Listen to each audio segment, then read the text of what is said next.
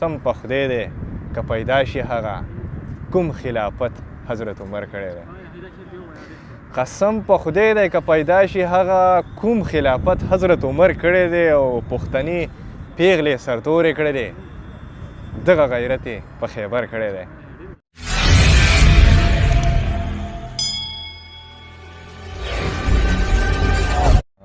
سلامونه ملګرو، شعرونه غزلې کلامونه در سره شریکومه.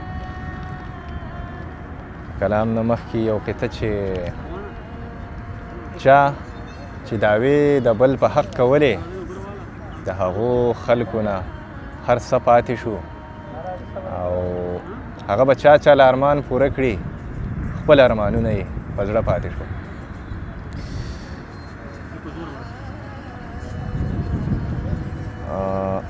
غم مې د لر هم مې د بر کړی دی، غم مې د لر هم مې د بر کړی دی، بس په پښتون مې تل باور کړی دی. غم مې د لر هم مې د بر کړی دی، بس په پښتون مې تل باور کړی دی. او د خدای په چارو مې لاس نه رسېدو، د خپل زړګي سره مې شر کړی دی. د خدای په چارو مې لاس نه رسېدو، د خپل زړګي سره مې شر کړی دی. مړه د خوارو خلکو ساختر وي، چا پې لا زیری د اختر کړی دی.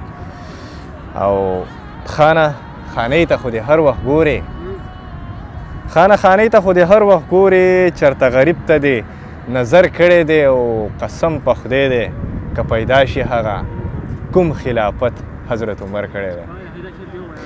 قسم په خدای دی که پیدا شي هغه کوم خلافت حضرت عمر کړی دی. او پښتني پیغلې سرتورې کړی دی. دغه غیرت یې په خیبر کړی دی.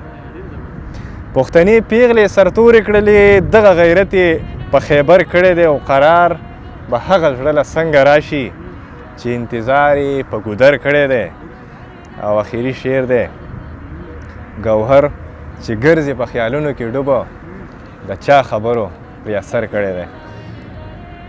دوران یې ودانې کړې زما په ژوندانه، دا ګران یې اسانې کړې زما په ژوندانه.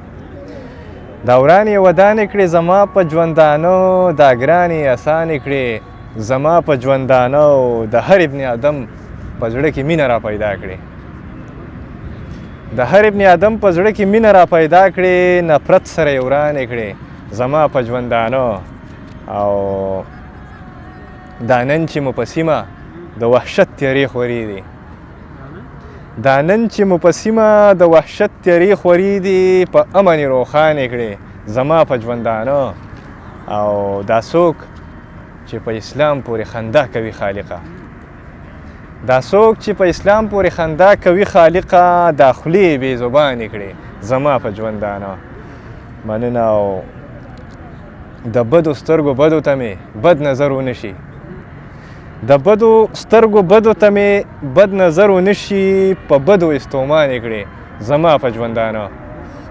او داستانه چې یې غواړي شپه ورځ د هغه خلکو، داستانه چې یې غواړي شپه ورځ د هغه خلکو، قبولې دعاګانې کړې زما په ژوندانه. او اخري شعر دی: زما او ستا ترمنځه چې ازغي کري ګوهره، زما او ستا ترمنځه چې ازغي کري ګوهره، څه نه ویم خو په ځان یې کړې زما په ژوندانه.